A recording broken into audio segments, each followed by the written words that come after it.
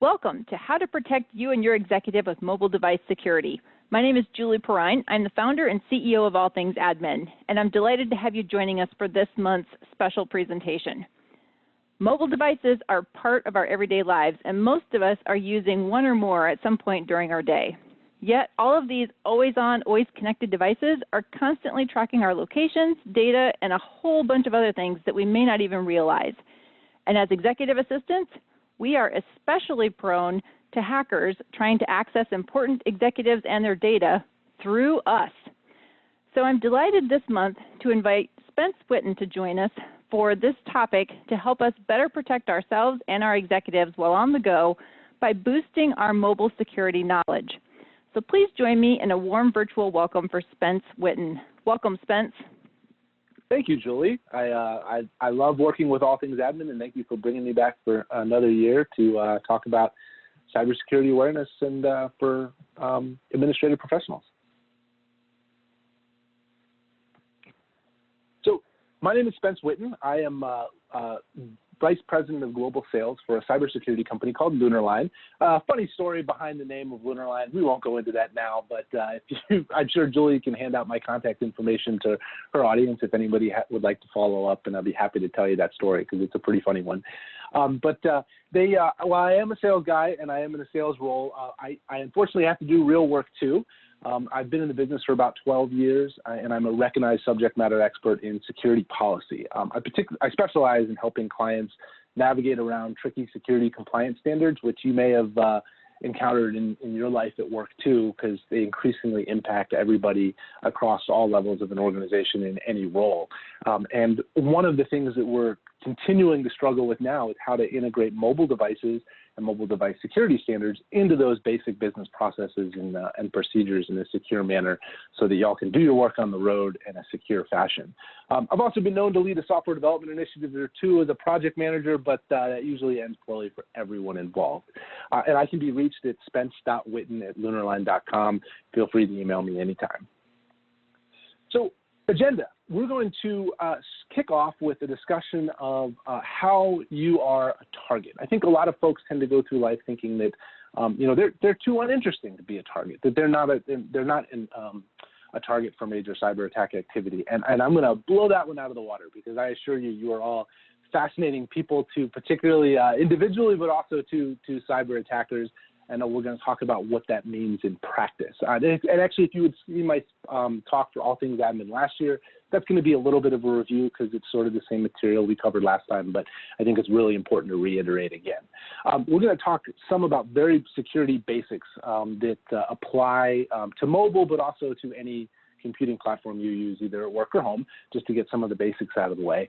And then we're going to dive into mobile device security. So one of the things I want to talk about is why mobile device security is uniquely challenging, a uniquely challenging problem and puzzle for the security community to help you better understand the risks of using your mobile device both at home and at work.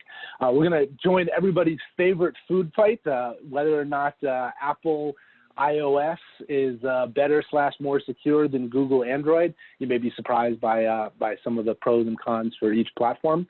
And then we're going to dive into basic security techniques. These aren't things that are challenging. These don't require a coding or security background. These are tips and techniques that you can implement in your daily lives starting immediately after this presentation to significantly improve your personal security posture. And then we're going to talk about some suggested tools. Some of these are free. Some of them are, modest costs that could easily be absorbed, by even a small company. We're not talking about big, expensive solutions. We're talking about, simple, basic, cost-effective techniques that will, really help lock down your mobile life and keep you safe on the go. So let's start off with what it means to be a target for cyber attack activity in the modern digital age. So as a business leader, and every single person listening to this conversation, listening to this webinar is a business leader. In fact, administrative professionals tend to have a extremely high degree of access within their organizations. They're obviously important to key individuals in a company, and in some places are an even more attractive target to a hacker than, say, a CEO would be. If you're supporting a key executive, that executive might have a good degree of protection, from your IT or your security team, and they might have forgotten to extend that shield around that executive's administrative professional. So it's really key to go through life understanding that in your role you do have a cyber target on your back. Not something to be scared of, just something to understand and respect, because I can help you fight back, and that's what we're going to talk about today. But I also want to help you understand what that means in practice. So when modern cybercrime is sophisticated, largely automated, and surprisingly cheap. And so, if you're an administrative professional, I guarantee you your name is on maybe a press release or some corporate filing somewhere, or on the website as a point of contact for trying to reach your executive. All of these little data points that show up online can be easily scanned, scraped, collected by folks interested in profiling organizations. That can be largely automated, and attacks can be launched in a really cost-effective manner for hacker groups to go after you individually. So why I bring that up is I think a lot of folks tend to think that it's like what you see in the movies where the FBI has faces up on a wall and they're drawing connections, and it's super complicated, and there's 20 people trying to figure out how to go after you, and that's not the case. So in addition to just being an attractive target, it's really easy and cost-effective to start to profile you and come up with tailored attacks to penetrate past defenses in your organization that can be mostly automated. And so I think it's helpful to understand how cheap and easy that process is to help get you in the right mindset for defending yourself online. And you also may be higher profile than you think. So even if, let's say, you work for a smaller company that you don't think anyone has heard of, you may have really important clients, say Fortune 500 organizations. You may be a supplier to a large defense contractor. I mean, you could be, let's say, it could be something simple like office supplies to Lockheed Martin. You've automatically become an extremely attractive target, because attacking Lockheed Martin tends to be kind of hard. Attacking Lockheed Martin's supply chain is a lot easier. And so you need to think about yourself and your importance to the cyber ecosystem in the context of all your different, your whole network and the whole wide number of organizations that you support. Same, you may also have clients in the Department of Defense or the intelligence community or law enforcement, even local law enforcement. All of these things make you stand out as your organization stand out, and therefore you as administrative professionals stand out as really attractive targets for cyber criminals. So please don't think that you're not on someone's radar screen, that you're not, you couldn't possibly be important enough to gather attention, because I assure you, you are. And there's a lot of people, a lot of folks looking for ins at organizations of all different shapes and sizes, and you are definitely on that list. So I want to, after having done that little scare speech, which is unfortunately sort of an obligation of the cyber community, I also want to give you some basic knowledge of how cybersecurity works in practice, so that you can help begin to understand how you can better protect yourself online. So this is going to be really easy. This is totally non-technical. It's accessible to anyone. So if you are a security expert, you're going to be disappointed, because this really is the easy stuff. But it will help keep you safe. Help you understand the online environment, so that you can begin to take steps to beef up your own personal security. So something I don't think a lot of folks realize, though we are this is becoming more and more public, and we're understanding it, I think, better and better every day, is that everything you do online is watched, tracked, recorded, etc., and analyzed. And so there is pretty much no privacy online. What you see, this graphic off to the screen right, is a privacy report issued by an app that I put on my phone. This is essentially just 1 week of very basic browsing. In fact, actually, it was just a couple of days. It wasn't even a whole week.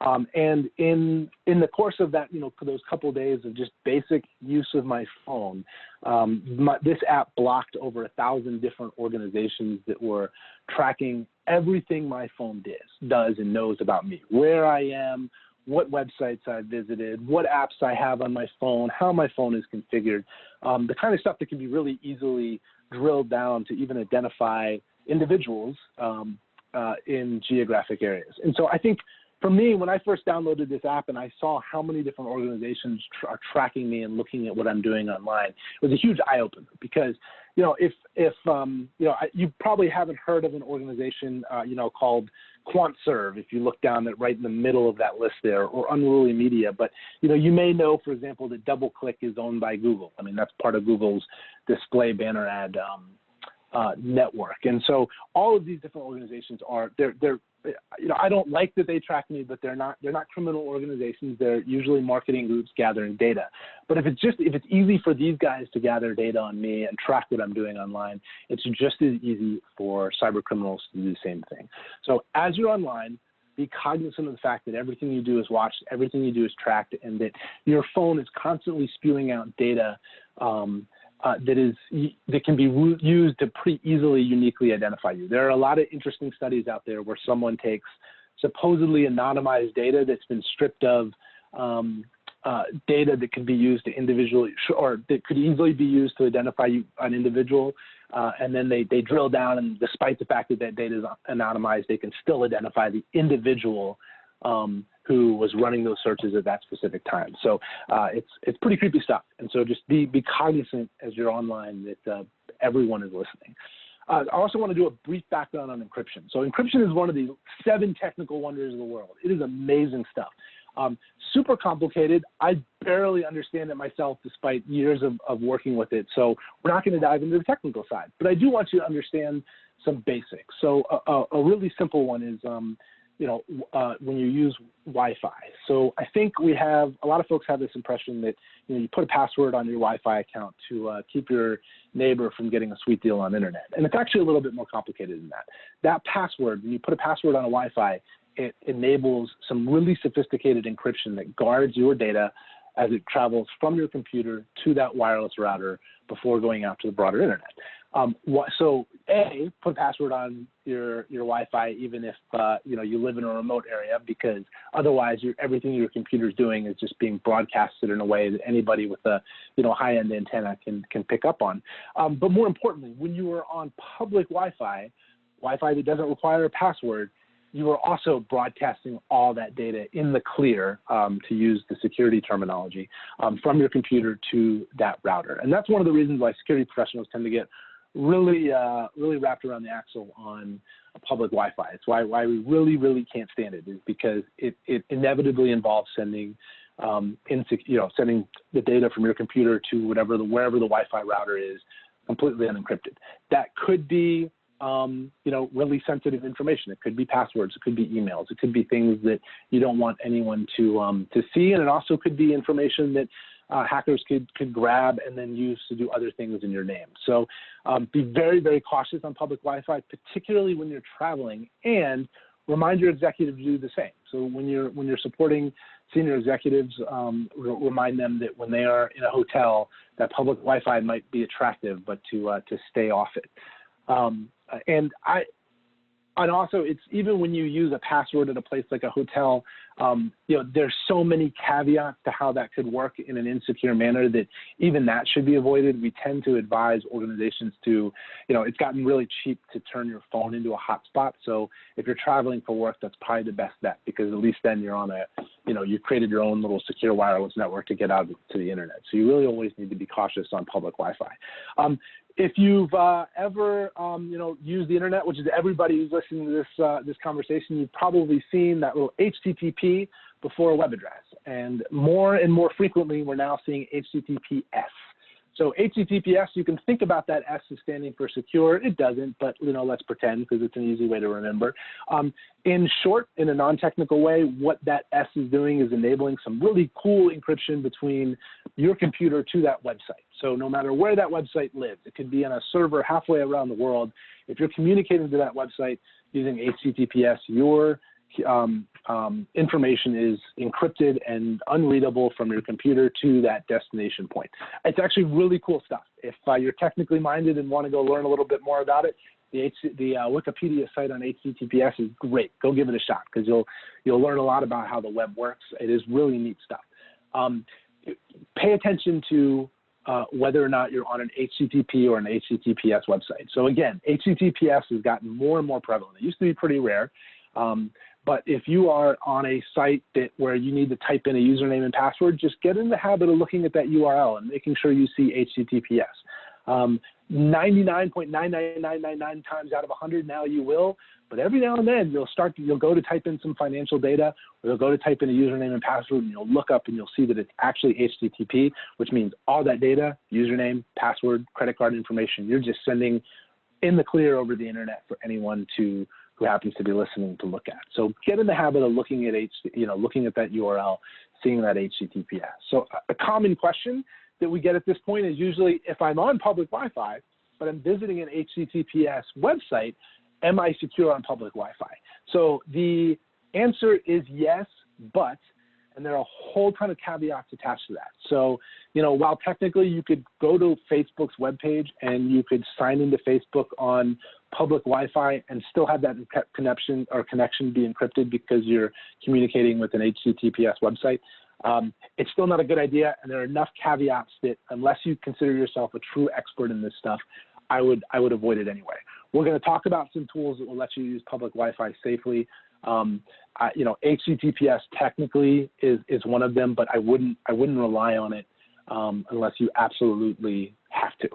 And then another thing to understand about being safe online is that even reputable sites cause problems.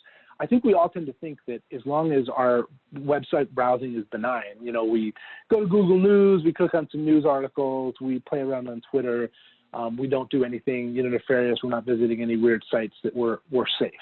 And unfortunately, that just isn't the case anymore. So as you've probably seen when you're online on a website, advertising has gotten particularly creative. So you'll have ads that follow you around the internet. You'll have ads that let you play games in them. You'll have ads that flash and do really annoying things when you're looking at the screen. All of that is, those ads are essentially little programs running on that browser page. And anytime you have a program running, you can also launch attacks. And so malvertising is a huge problem, and reputable sites have gotten hit. So sites like Yahoo, Microsoft Network, New York Times, Reuters, YouTube have all been hit with malvertising. And the really scary thing about malvertising is that you can go to an infected page and you can never click on anything and you can still be successfully attacked. And so just be cognizant of the fact that as you move around the internet, even if you're not doing anything weird or out of the ordinary, you can still be targeted by attackers. I love to tell a personal story because it happened to me not too long ago. I was on a name brand news site. I'll leave them out of the presentation, but it was a name brand news site that everybody's heard of. I grabbed a video from that site and I sent it to a colleague. And so I sent it to a colleague who was behind our our security operations center was watching. We have a 24/7 team of folks that, do nothing but safeguard our own personal computers for my company. And I sent it to her, and she was behind their protection grid. And so it set off all sorts of alarm bells. And it was because I had sent her a video that, while it was a totally benign news video, it included an embedded attack. We would never have caught that if it weren't for the fact that I had sent it through a team of people whose only job is to keep us from being attacked like that. But even I can make that mistake. Even I can do something silly like, go to what I thought was a reputable site, send what I thought was a reputable video, and cause a security incident for our company. So it happens to everyone, but be very cautious as you move around online. That is the unfortunate reality of the online wilderness right now. All right, so let's talk a little bit about why mobile security in particularly is so hard. So I think we've all gotten a little complacent with our mobile devices. They aren't our laptop. They seem really simple. I can do anything I want online on my mobile device, and it's a mobile device. It's simple. It's not going to be attacked. Nobody's focused on it. Yada yada yada. And so I'm gonna kind of break that apart and show why, in actuality, there's unique things about your mobile device that actually make it less secure and more difficult to defend than a standalone computer like a laptop or a desktop, so that you can understand your own risk profile as you use your mobile device. So I think I look at my phone. I'm looking at it right now. Again, it seems really simple. It's really tiny, but there's a whole bunch of stuff happening behind the scenes. So first of all, my phone is always on. I probably should turn my phone off and restart it every now and then. I don't. that thing is always on. It's always communicating with somebody. It's always sending data out to some place. And I even as an expert, I don't really know where my data is going. Once it hits the cell tower, it's off into the ether, and I have no clue what's happening. They also are designed to connect with, by default, connect with everything. So Bluetooth just wants to connect to other Bluetooth devices. Wi-Fi wants to connect to other Bluetooth or Wi-Fi networks. The cell network is always looking for a better cell tower. As we're driving down the highway, it's talking to 5 different cell towers at once. I mean, this thing is just constantly on, and it just wants to connect with everybody. It just wants to be super friendly to every other little device out there. We also have multiple radio interfaces happening at once. So, Wi-Fi, we have near field communication. So like with Apple Pay or Google Pay, we have Bluetooth, again, always on, always wanting to talk, always listening for someone trying to talk to it. We have a whole wide variety of sensors. So now we have biometric sensors, so thumbprints for phones, or we have, Google Face ID, Apple Face ID. We have GPS, there's a little GPS device in there.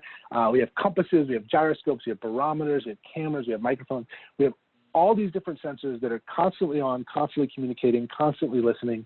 And each one of those offers attackers interesting surfaces to try to break into your phone. And then we also have encrypted communication. So encryption is great when you're trying to keep something secret, but it's also great for attackers that want to keep something secret. So a lot of what your phone does is encrypted. And so it's difficult, even if you were watching your phone with a really high-end cyber attack sensor, it can be really difficult to figure out that something nefarious is going on, that someone's either trying to break into your phone or has broken into your phone and is siphoning data, because a lot of what happens on your phone is encrypted. So even as a security expert, as I see that encrypted line of communication go out, I don't know if that's something that your phone's supposed to be communicating, or I don't know if that's a hacker stealing all your email. I have no idea, because so much of that is locked down, and it's such a black box, it's difficult to figure out exactly what it's doing.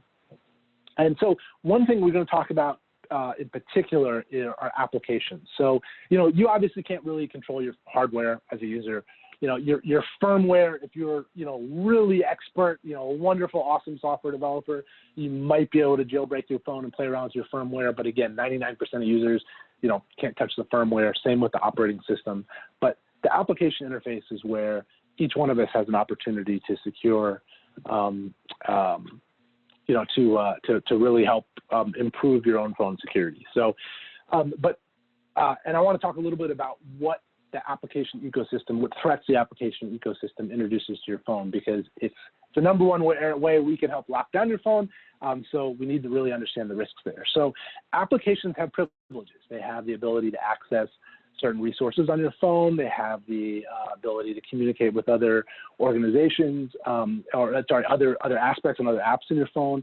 And so one of the, a prime risk is that an application, if someone takes over an application, or if you download a malicious application, that application can look for ways to escalate its privileges to access stuff it shouldn't.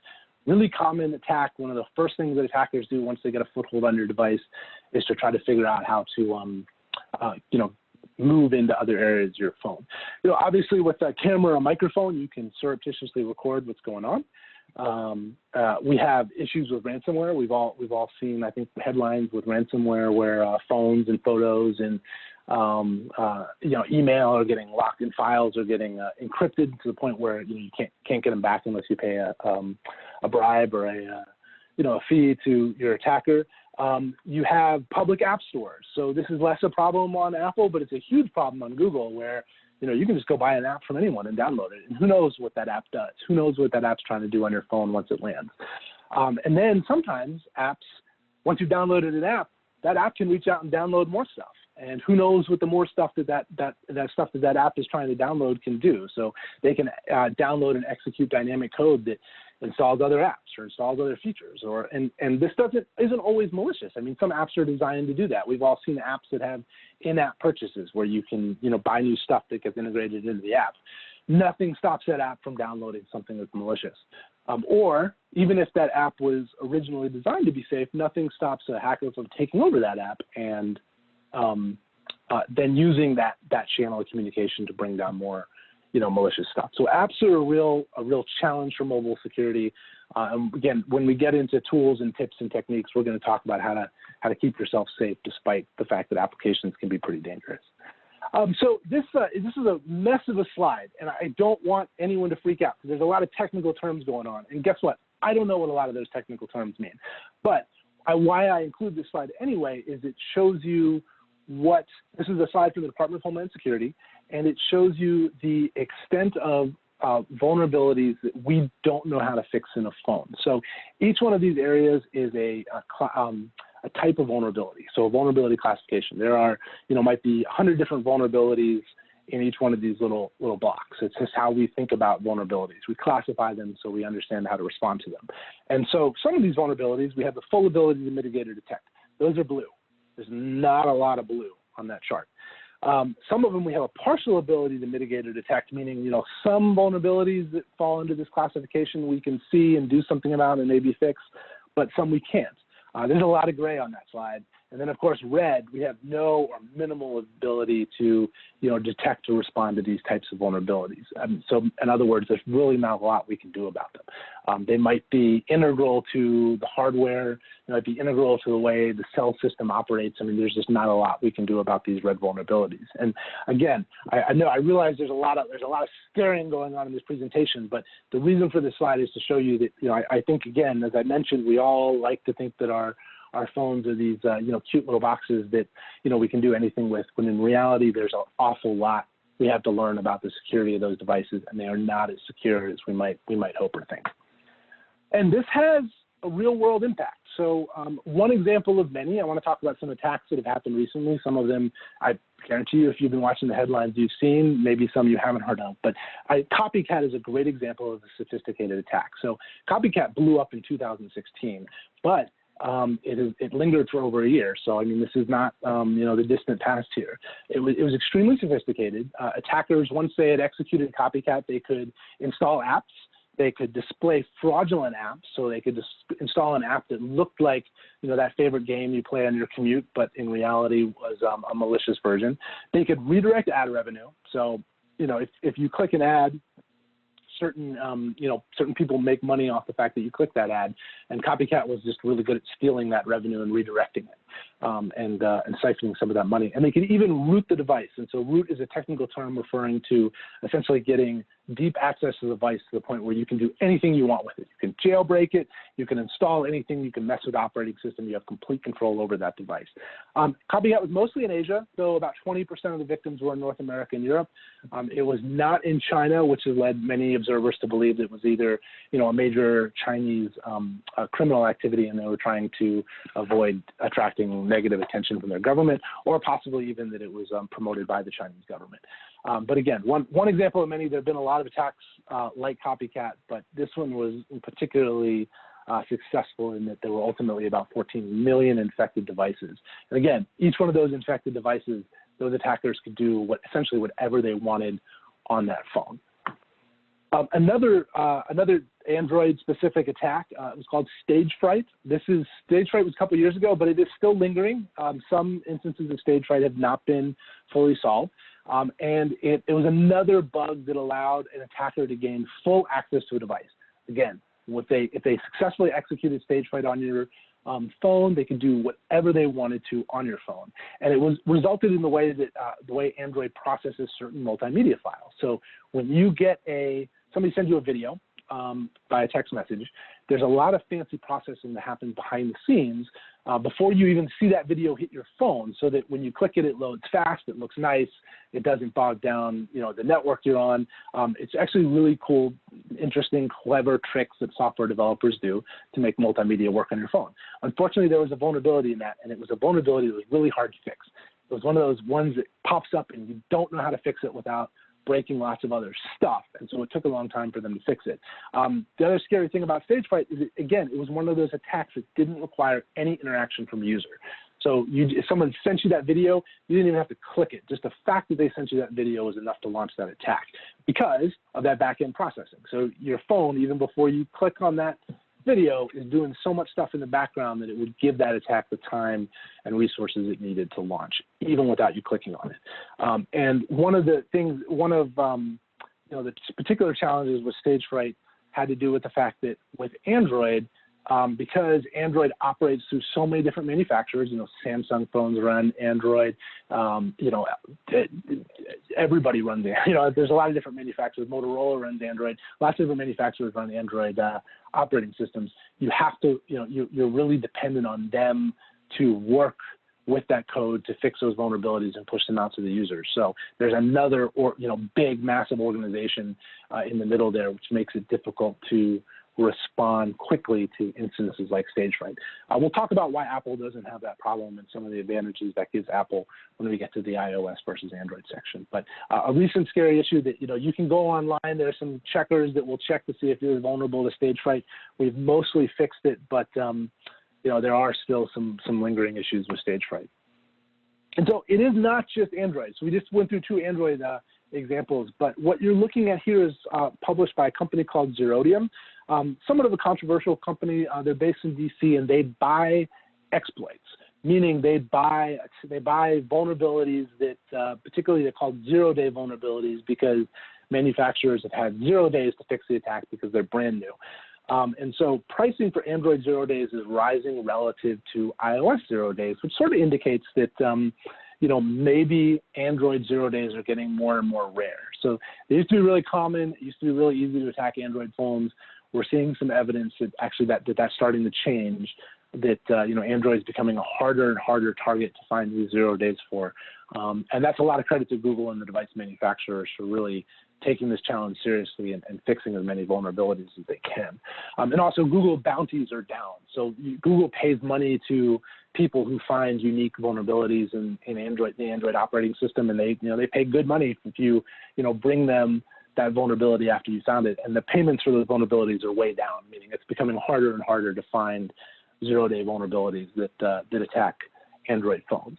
So there have been some really, again, if you pay attention to the news, you probably saw this. There's some recent excitement with the Apple operating system, iOS. So Google's Project Zero recently disclosed a serious attack impacting Apple users.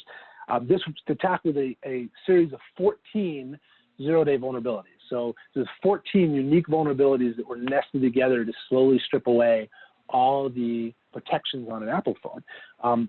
So because those are 0 day vulnerabilities, the attack works against fully patched devices. So we're going to talk in a little bit about how, one of the number one things you can do to stay secure online is make sure that your phone software is up to date.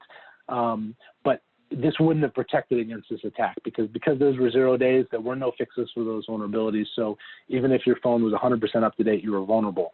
There are evidence of active attacks since 2017, and all users had to do was visit an infected site, and they were attacked. You would never have any clue that this was going on. It would all happen in the background. You'd be completely clueless as a user that this had happened.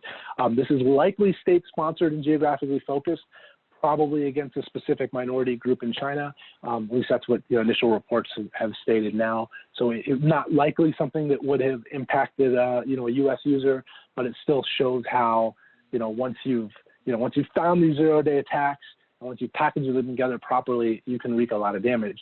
And frankly, what was surprising to me as an Apple user is the fact that there were 14 0 day vulnerabilities to package together, because we always hear about how secure the Apple operating system are, how there aren't any vulnerabilities. And here we have a nested series of not just 1, not just 5, not just 10, but 14 of these things being used in an active attack. So that was a big eye opener for me. And again, this is, a month old at this point when it started making the headlines.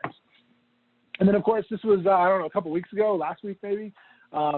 Jack Dorsey, who's the Twitter's founder and prodigal CEO, he's also the CEO of Square, had his Twitter account taken over. Obviously, hugely embarrassing for him. Unfortunately, it is not anything he did wrong. He did not do a thing that made him more vulnerable. He was a victim of something that's called a SIM swap. So it's a relatively easy attack. There's not much you can do about it. It's completely non-technical.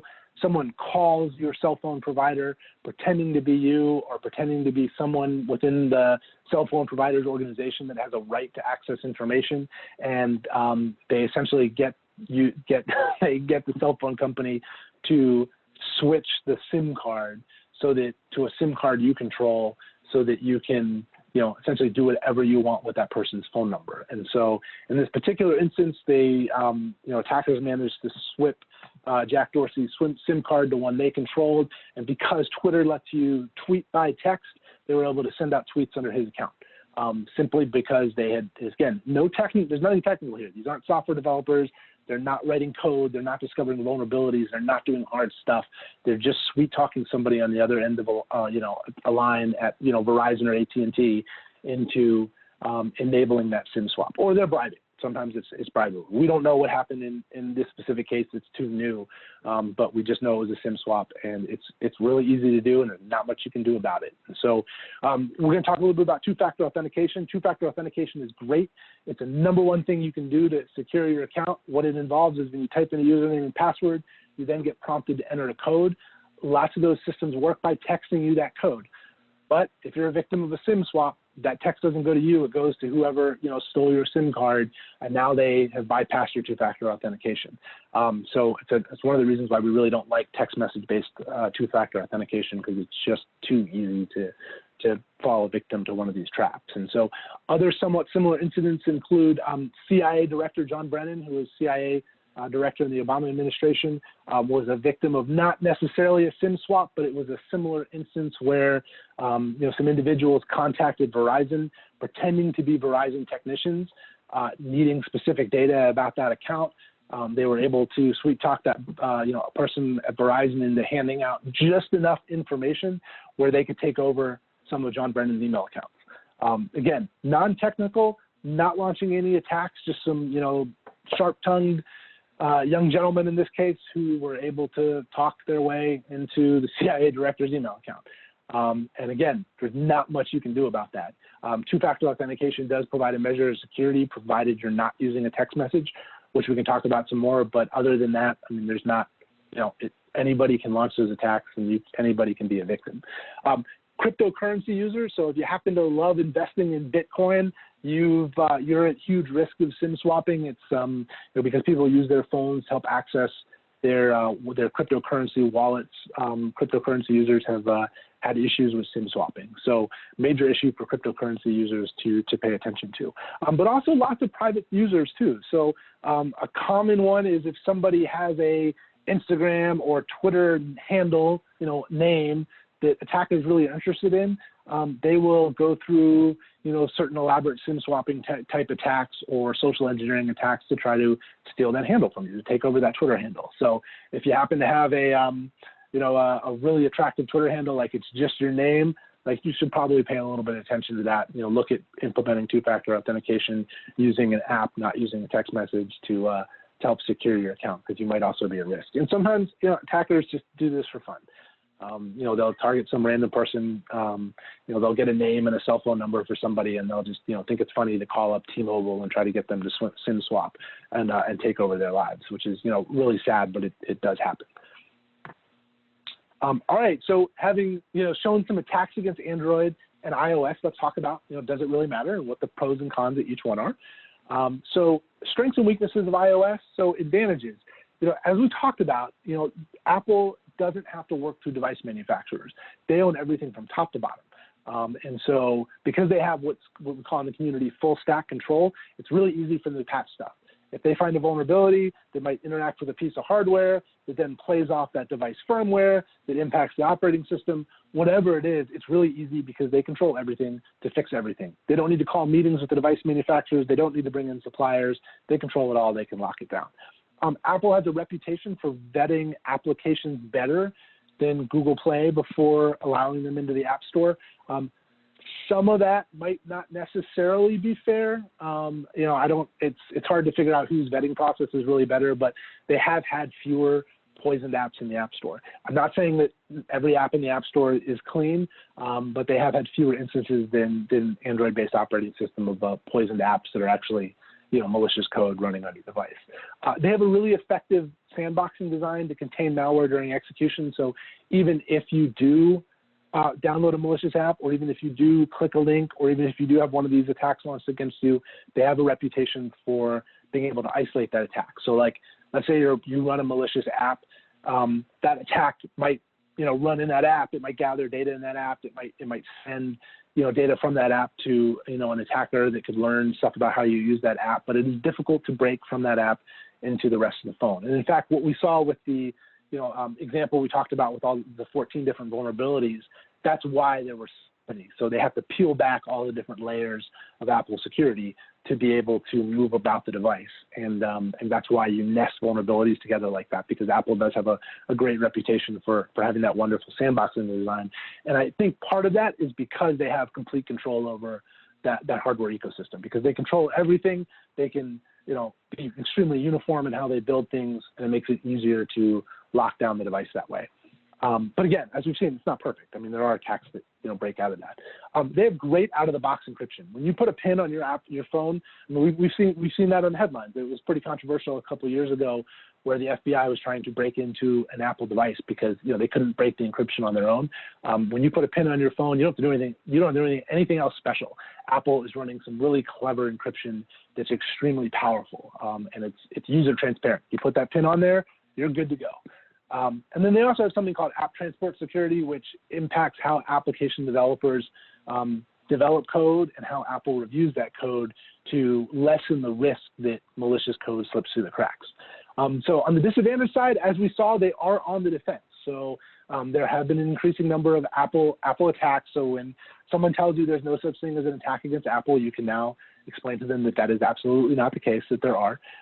They do have a really large app ecosystem. So when we think about vetting, it's not like every app in the App Store, there's an expert software developer who's reviewing every line of code to make sure it's malicious. A lot of that's automated, and when you have that kind of volume, you're not going to catch every malicious app. There are fewer security applications. So it is, you can buy an antivirus or even download free antivirus for Android really easily. It's a little bit more difficult for Apple iOS. There just aren't that many providers that provide security software. There's also fewer enterprise management capabilities. So that impacts you in your role as administrative professional. So it's harder to come up with tools that allow your central security team, if you have one, to monitor and secure your device. There's just not that many for Apple. And then the biggest one to me is that users think they're invincible. I mean, that's to be the biggest danger of Apple. We pick up an Apple device, they have a wonderful reputation, not entirely undeserved, but also not bulletproof for being super secure, and we think we can do whatever we want with our phone, when that just absolutely is not the case. So moving on to Android, so on the advantage side, they are talking a really big game lately. So their security teams have come out and said that they think they are every bit as secure as the best of the best in the business, and they may be onto something. So as we've seen, the exploits against Android are getting more and more expensive, which indicates that they're getting a little harder. So there may be something to be said for that. They are more open and less constrained than other mobile operating systems, which means for an expert user, it's actually pretty easy to configure Android in a way that it can be secure. It's just you have to be an expert user to be able to take advantage of that. Likewise, users have more control over the phone and over phone security because you can get access to that code. So if you're an expert user, or if you're in an organization that's got a wonderful security team of expert users, there's actually more they can do on a day-to-day basis to help keep your phone secure because they have more access to the code. Newer versions include cool tools that help, inbuilt, ready to go, that help protect against exploits. I mean, they have taken, Google Android's developer has taken a lot of, taken the issue of security very, very seriously, and so they've introduced new capabilities that you as a user never have to think about, that just run in the background that help keep you a little bit more secure. And new versions feature improved hardware security. So we've seen a great effort between the hardware manufacturers and Google to make, to not entirely replicate that full stack advantage that Apple has, but to chip away at it, to work closer on solving problems, to work closer on design, to keep problems from getting in, and to push out updates to users a lot faster. So disadvantages, patches will always be slower with Android, meaning when one of those new attacks is discovered, it will take longer because you have to not only work with the Android code developers, you also have to work with the hardware manufacturers. It's going to take a longer time to get those patches out, which means for one of those zero-day attacks, once they discover it and start implementing that fix, Apple will likely get those patches out faster than Android working through one of the cell phone manufacturers. There are inconsistencies among handset manufacturers. So some of them are really good, some of them are less good. They've on the security side. They've all gotten better. They've all been working together to fix this problem, but it's still there are more inconsistencies. There are more known instances of attacks. So, again, Apple users love to state that there's no malware and there's no attacks against iPhones. That is false, but it is fair to say that there are a lot more against Android devices. Again, a lot of those issues have been fixed through updates and through working with the hardware manufacturers, but there's a lot more malware out there for Android phones. Google vetting is genuinely regarded as less rigorous than Apple, so more malicious apps make it into the Google Play Store. I don't know that that's true anymore. I don't know how much of that is perception versus reality, but it is difficult to deny that more poisoned apps have made their way into the Google App Store than the Apple App Store. Android, Google in general loves to siphon data. That's their business model. They love to know what's going on. Android participates in that, or is a key component of that for them. So a lot of the things you do on your phone are going to make its way back to Google via the Android operating system, and that's just something that you have to consider as a user, whether or not you're okay with that. And a big disadvantage, particularly for less sophisticated users who don't quite understand how the App Store works, there are lots more unprotected apps. You cannot, unless you jailbreak your iPhone, you cannot download a app from anywhere else other than the App Store. That is the one place you can get apps. With an Android phone, you can download apps from anywhere, which means you can download apps that have never been vetted by anybody. And that's a major source of challenges for Google users. So if you are an Android user and you are downloading apps, do not download apps from anything other than an official Google repository for apps, because otherwise you have no idea what you're downloading. You have no idea what that app does. You have no idea who built it. There's zero vetting involved. And that is a major disadvantage for Android, particularly for users who don't quite understand how that works. So we're still talking about fear. So let's talk about how to fight back. So here's the bare minimum stuff that every single person should start using or start doing right now. So an obvious one, maintain physical control over your phone. That sounds easy, but you'd be surprised when you go on foreign travel. One of my old jobs is I worked for a government agency and in the travel office, and this was a long time ago, and we would prepare VIPs to go overseas. And VIPs would come back, and they would swear that that laptop or that phone was 100% always in their possession. It never left their side. They had hands on it the whole time they were on the road. We plugged that machine in, and it would be covered in malware that could only have gotten on that device if it hadn't been in their physical possession. So it is, if you travel overseas, particularly in Asia, and you're traveling on business and you're tied to your organization, it is possible, if not likely, that you will be paid attention to on that travel, and it is, really easy to grab, lose control of your phone for 2 or 3 minutes, never realize you had lost it, and have stuff end up on it. So if you're traveling for work, particularly, definitely if you're traveling with your executive, you lock that phone down. You know where your laptop is, you know where your phone is, you know where your tablet is at all times. I mean, it is a real serious issue for foreign travel, for fighting back against economic espionage. So keep your phone and apps updated. So this is the number one, beyond maintaining physical control over your device, this is the number one thing you can do. So if, when those vulnerabilities come out and an update is released, most of those updates include vulnerability fixes. They don't advertise it because they don't want to talk about what vulnerabilities they want to broadcast what vulnerabilities they're vulnerable to, but updates almost always include security fixes. So, I understand it can be inconvenient to update. Sometimes you got to restart your phone, which is a pain, and close stuff out, but do it right away. When an update comes out, do not sit on it.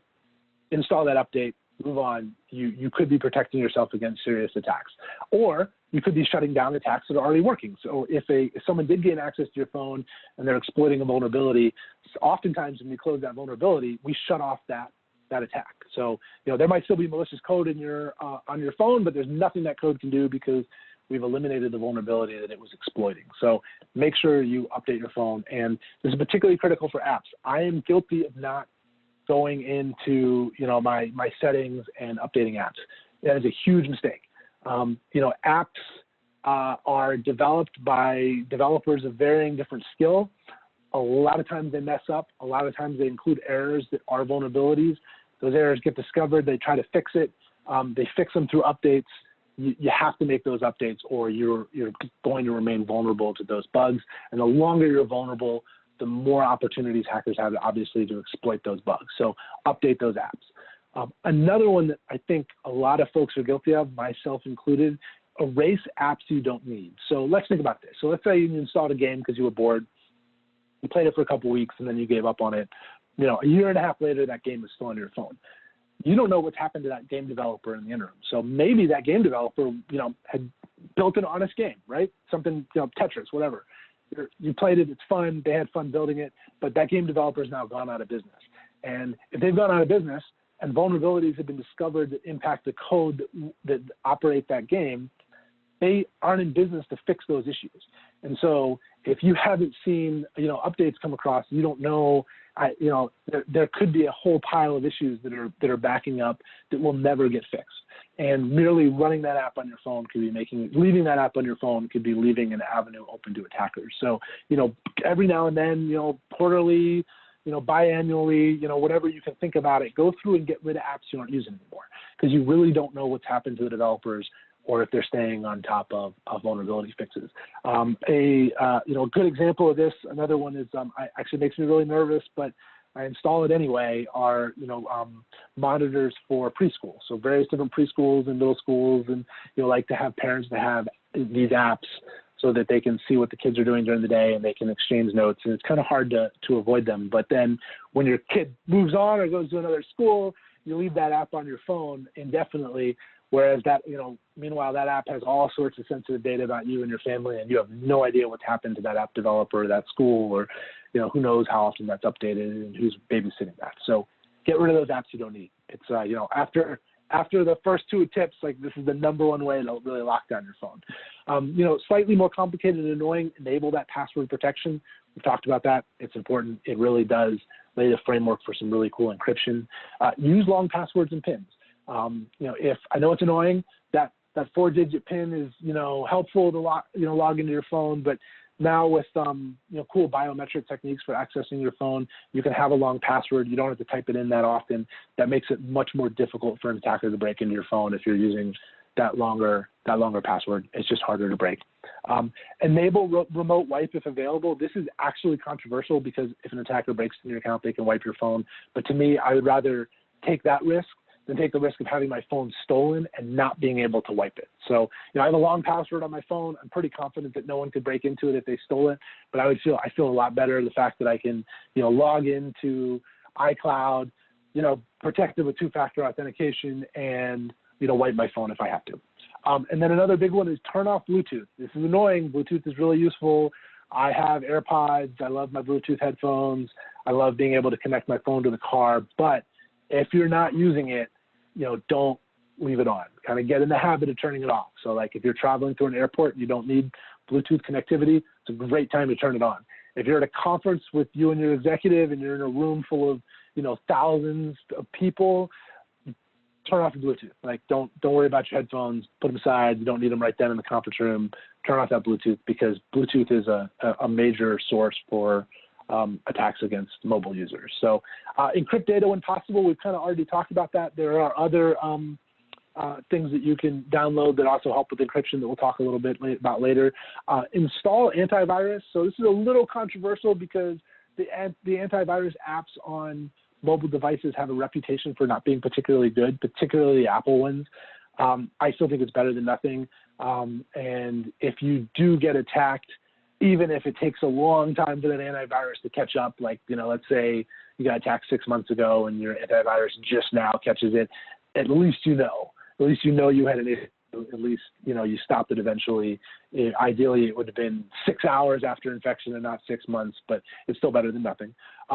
Another one that folks, you know, I think a lot of folks don't necessarily realize is do not use wall USB receptacles in public locations. So, we've gotten ubiquitous in airports across the nation. You know, you can plug a USB drive straight to the wall and charge your phone.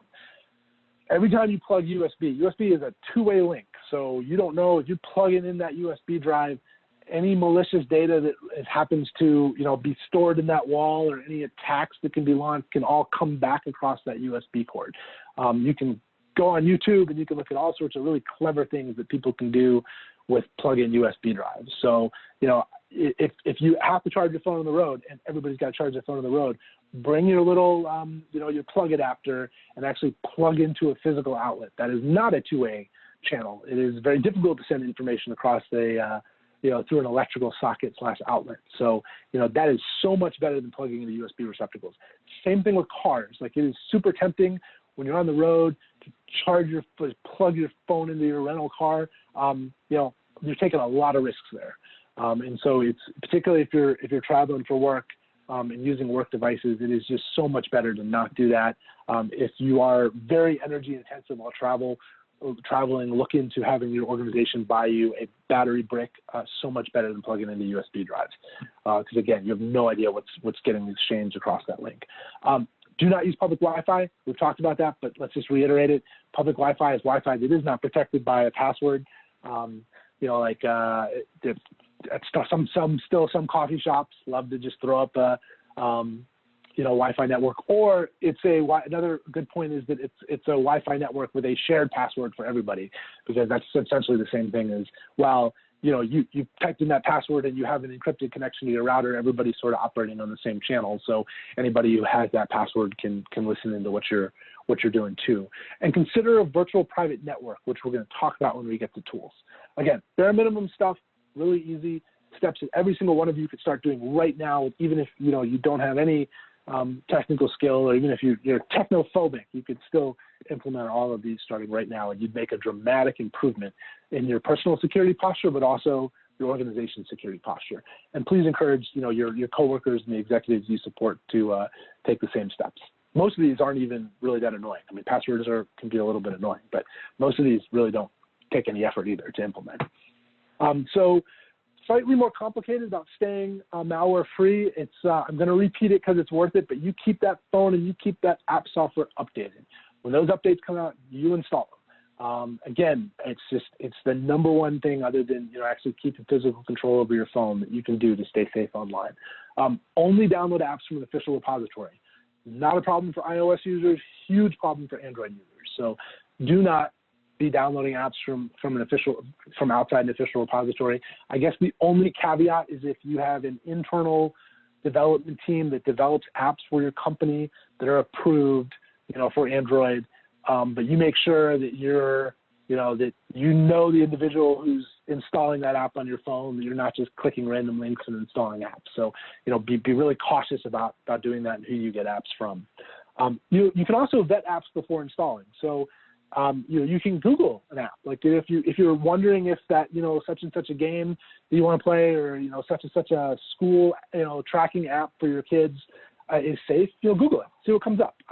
If there are issues with that app, major security publications will note it, and they will talk about it in layman's terms so that, you can understand what the risks are there. And, consider, if you see something that you think sounds a little fishy, consider not installing it. Another thing to pay attention to, so Android apps in particular, they detail that the permissions that app is going to use during installation. So they kind of try to communicate to you like, hey, this app is going to be able to access X, Y, and Z. iOS, Apple does a little bit of that. They're not quite as transparent. Android's gotten pretty good about telling you what permissions are required during installation. Be aware of apps that ask for unnecessary permissions. I mean, if you don't think an app needs access to your map, don't give it access to your map. Or if you don't think an app needs access to your contact list, don't give it access to your contact list. If the app won't work without doing that, consider not using that app.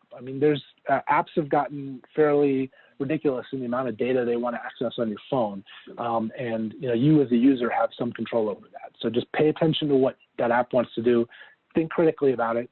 It doesn't require a complicated technical mind. It just requires 10 seconds of thinking about what it's telling you it wants to do. See if it makes sense. If it doesn't make sense, don't do it. And then watch out for social engineering attacks. So we talked about how some of those attacks, like stage fright, unfortunately, you don't need to do anything and you still get attacked. But a lot of attacks still require you to take action. They require you to click a bad link. They require you to click, a bad text message. And so don't click on links from emails or SMS messages unless you are 100% sure that that link is safe.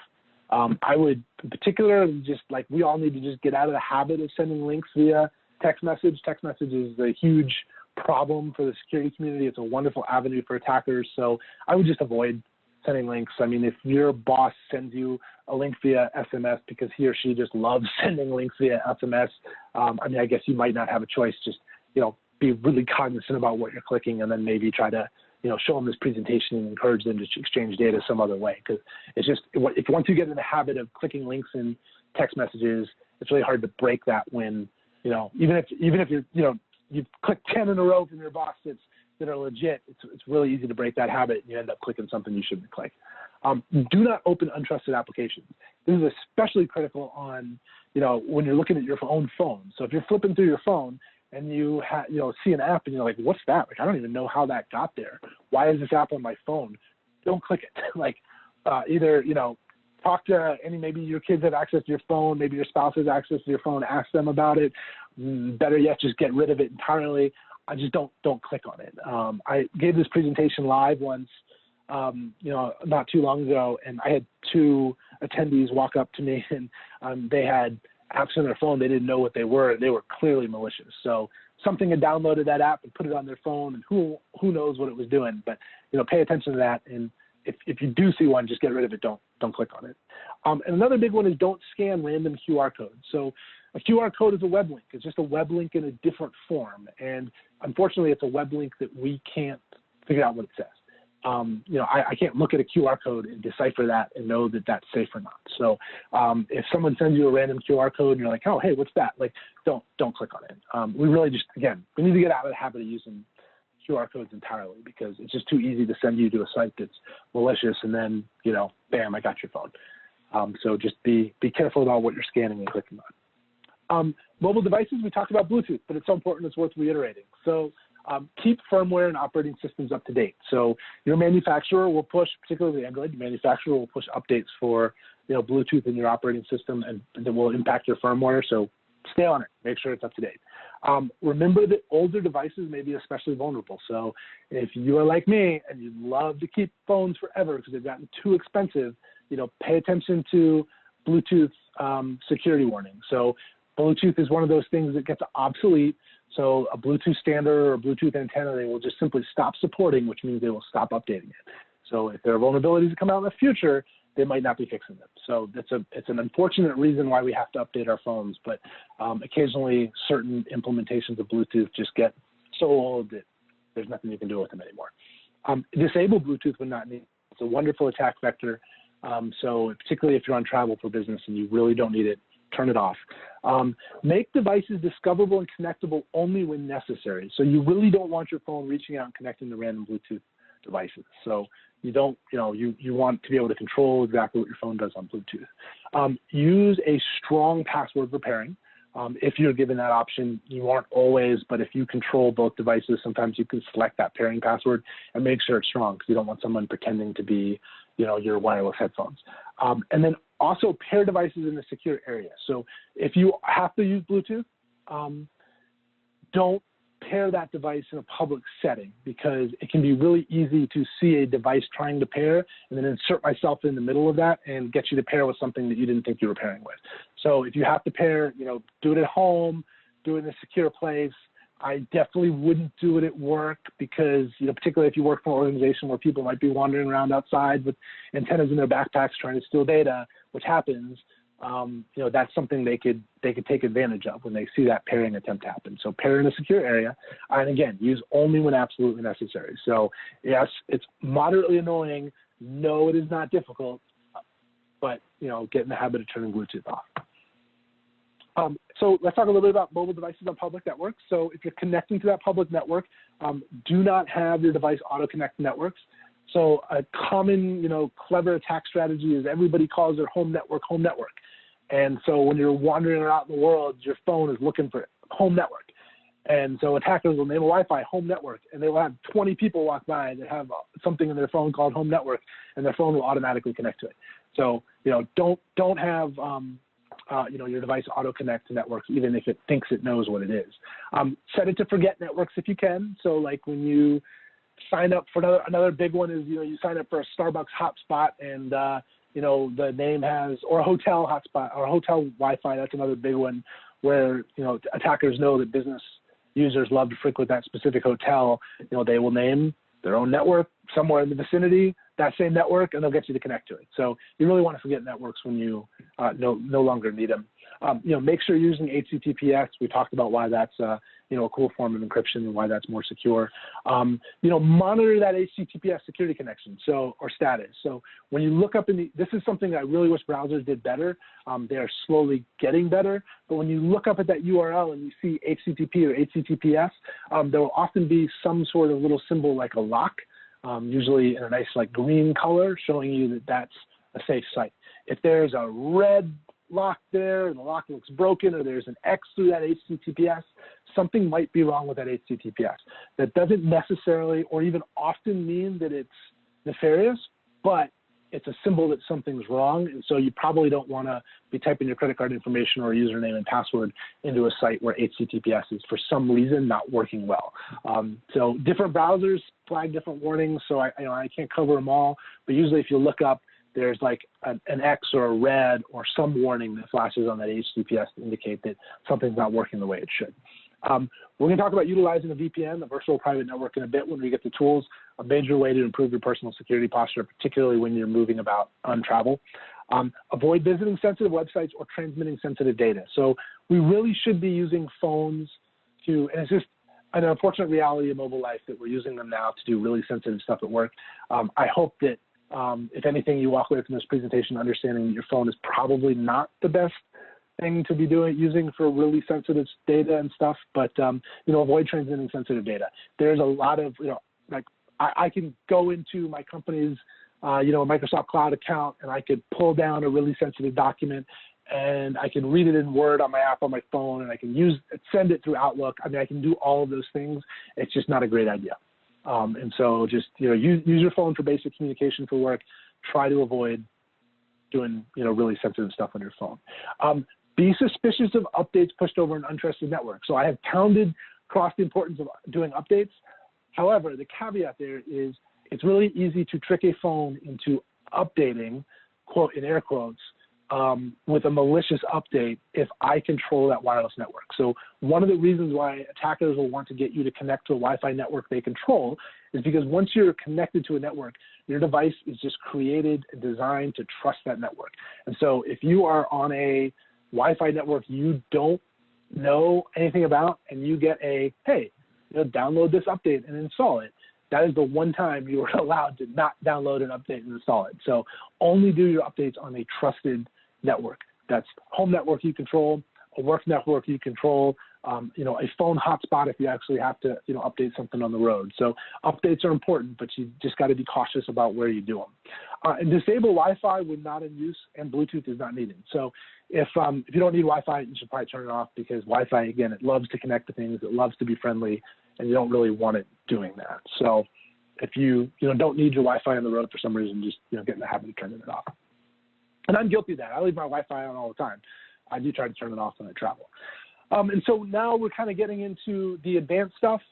This is obviously less relevant for most users, but unfortunately, there may be a time in your life where you really need to, go underground and get away from folks. And so, a common scenario where this applies is, a workplace dispute where you have a potentially violent coworker. Obviously, domestic violence, this is a serious issue. And so if you do have to, go to ground, so to speak, there are certain things you really need to do. So you obviously need to turn off your GPS because if someone gets access to your phone and you have GPS turned on, it's really easy to figure out exactly where you are.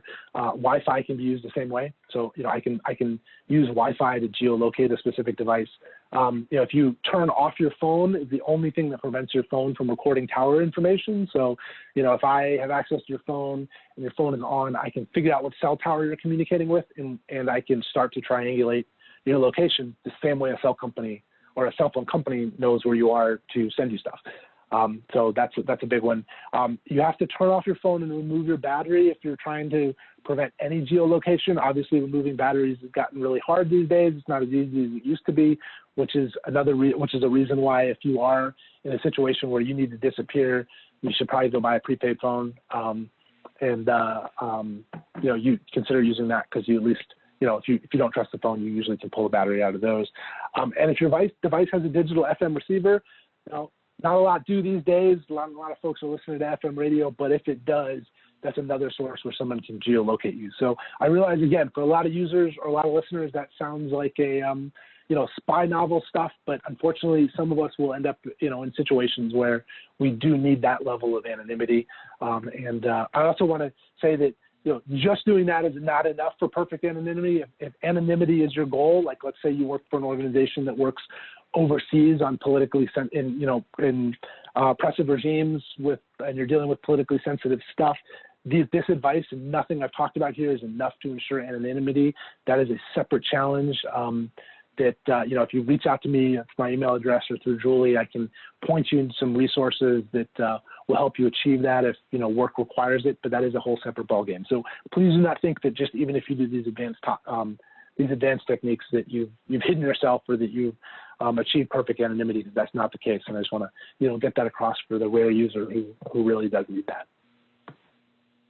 All right, so wrap it up here with some tools. So basics, antivirus, most are free. Obviously, you need to be concerned about downloading free things. So I've named some names here that have great reputations. So F-Secure, Avast, Avira, Bitdefender, Sophos, Norton, and McAfee.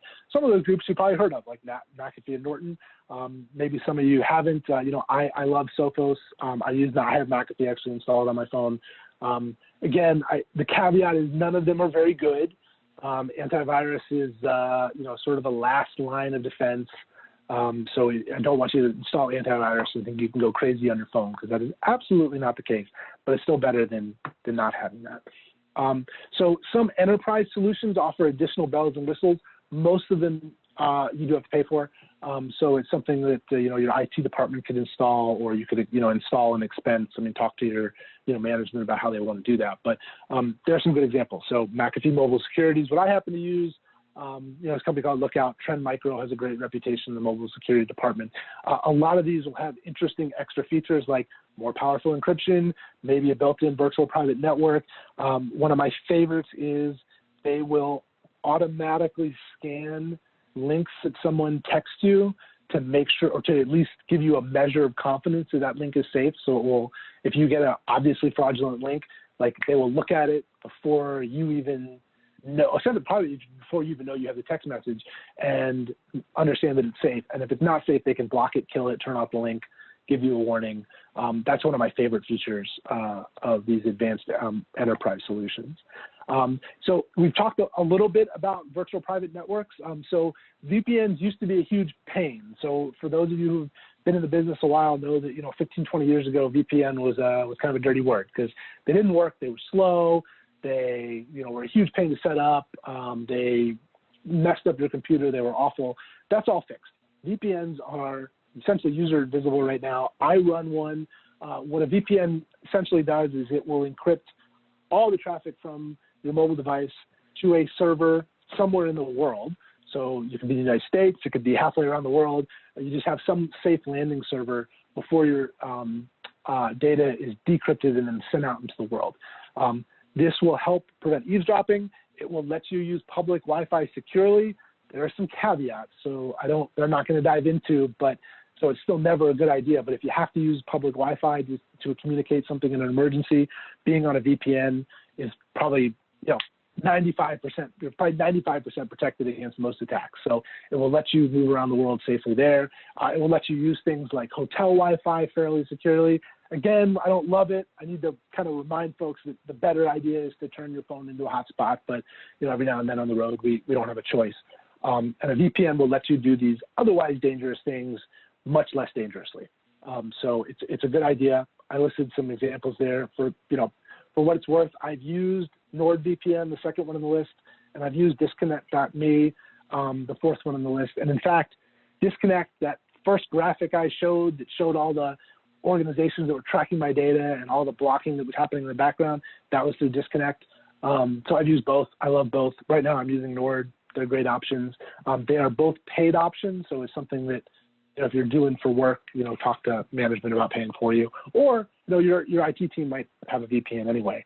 And then just as a general reminder, VPNs are so great nowadays that there really is no excuse for not being on one when you're doing work stuff remotely. So even if you're working from home you really should be on an enterprise VPN that your organization controls. And so your data would come into your own organization before going out online.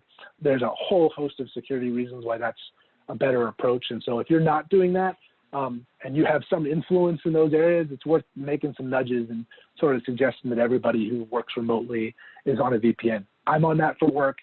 It's great because I can be, even if I'm on the road or at home, I can still get quite a bit of the same protections that we have at headquarters just extended to my computer out here. So it's just a fantastic way to improve personal security. There are some enterprise-grade tools. I mean, these are not I only bring these up because I know that a lot of administrative professionals have an enormous degree of influence in an organization and may come across these.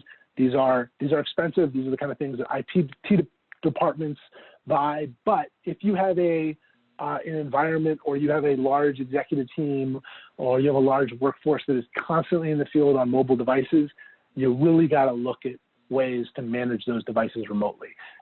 Examples of things these can do is they can push updates. So you're not dependent on your guy, running around in the field pushing updates. You can, have those updates pushed automatically from a central location. So hugely important for those organizations that have big mobile workforces.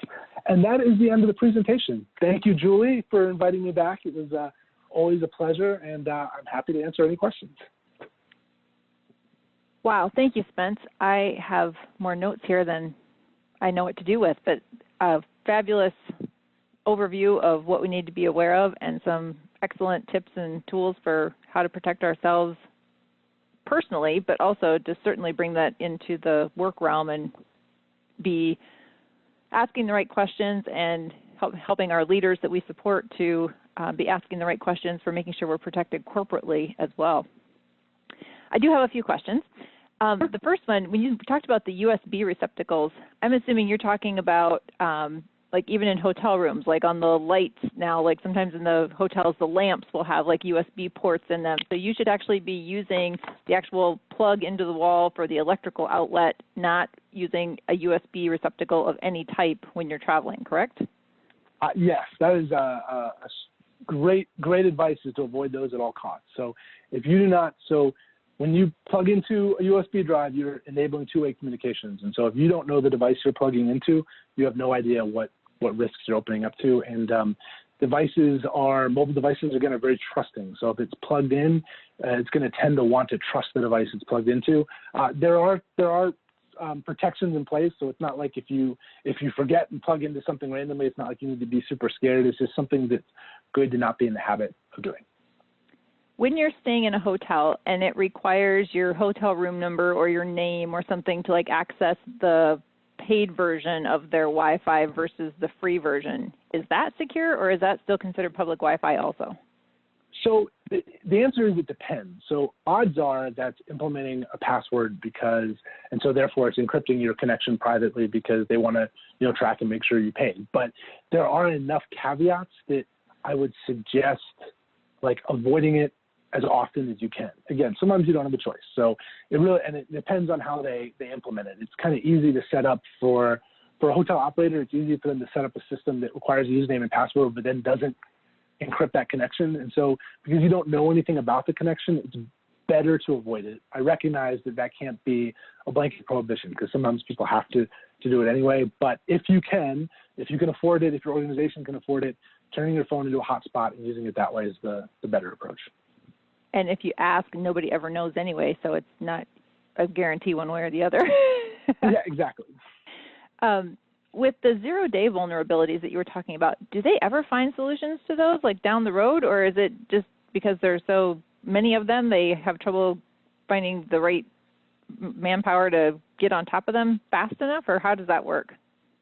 So the definition of a zero-day means that manufacturers don't know about them yet. And so once a zero-day vulnerability is identified, so we're sort of beginning a countdown. And organizations take that super seriously. They jump on it and they start fixing it right away. But if an attacker discovers a vulnerability, they're not necessarily going to share it with the manufacturer so they can fix it. They're going to hold on to it themselves. And so it's a cat and mouse game. So like organizations like Google Project Zero, they spend their time identifying vulnerabilities that nobody knows about so that they can then go to manufacturers and get those fixed. Yeah, I mean, some zero-day vulnerabilities are persistent for years because no one ever sees them other than the attackers who find out about them, and it just never goes public, and the manufacturers never know and so can't fix it. A great example of that people may have heard of is a couple of years ago, there was a vulnerability called Heartbleed. Heartbleed is a really scary vulnerability that broke a lot of that. We're talking about how great HTTPS is. Well, Heartbleed undermined HTTPS pretty seriously in a way that people could, listen in on those secure connections without anyone even knowing about it. That persisted for years before a reputable researcher found it himself and then, made that public so that we could fix it and move on. But who knows what governments knew about that or what criminal organizations knew about that before that vulnerability became public. Yikes. With the two-factor authentication, what do you use if you don't use text message for the code? So there are a number of different apps. And so a lot of times, unfortunately, some sites don't. Well, actually, Facebook's a decent example. So if you have a Facebook app on your phone, Facebook will use the Facebook app as the two-factor authentication app. So it will send you that code through Facebook. If you don't have the Facebook app on your phone, like me, unfortunately, it's text message based. They either make you have the app on your phone or they send you a text message. With a lot of different organizations, when you sign up for two-factor authentication, you'll get the option to either do it via text message or you'll be prompted to download an app. An example is Google Authenticator, which is an authentication app. If I was doing this live, I would actually pull it out and show it right now, and you can see my codes cycling through on the Authenticator app. But it's really easy. It's really easy to enroll an account on Authenticator. It gives you a 6-digit code that expires, every 30 seconds or so, and it's run through the app. And that app-based two-factor authentication would be impervious to a SIM swap, because even if they swap the SIM card, that doesn't give them access to my Google Authenticator app. So that would be like the Thomson Reuters Authenticator app that like my accountant or my bank or somebody may use to verify my number or verify access with them, because it's an app, the number I get is from the app, not from a text message when I ask for that. Okay. Yes, exactly. And so iCloud through Apple does that too. I mean, they'll send you a code to your phone that's not a text message. It's a code via the phone, and that is impervious to that SIM swap attack. Because if you don't use text messaging and you don't have one of those apps, it's a real nuisance. Like if they send it through another means or they have to call you somewhere or whatever, which is what some of the other options are. And that's what I was curious. What do you use if you can't use text messaging? Yep. My last question is, all of my credit cards and my banks and all of these people who have access to a lot of vital financial information are always trying to get me to connect or download their app to use it for monitoring things. How safe are those apps really? And isn't it still probably recommended that if I'm going to access those, I'm doing it from a secure home or work network on my PC versus doing it through my phone based on some of the things I've heard you talk about today? So I hate apps. I really do. So I recognize there's convenience there. I have, I have my, American Airlines app for getting on the, plane because it's just a little bit easier. But apps really do, anytime you have software running on your phone, it introduces a vulnerability. And so I've never quite, from a security perspective, I don't have my banking app on my phone. I know some folks do because they love to do direct deposit. That's a risk that you can take. I mean, in general, financial institutions tend to be pretty good at, building secure code because it really hits them sometimes even harder than it hits you if there's fraud. But I mean, I would just avoid apps to the bare minimum that you need to effectively, go about your life. And if you make a decision to use an app, just understand the risks that you're introducing. And if you stop using that bank, make sure to get rid of that app. Fantastic. Well, I want to thank Spence for joining us for this month's presentation. I hope it was as eye-opening and helpful for all of you as it was for us. And I want to thank each of you for joining us for this month's presentation. I hope you've learned some better strategies for how to protect you and your executive with mobile device security. And we look forward to connecting with you all again next month. Have a fantastic day.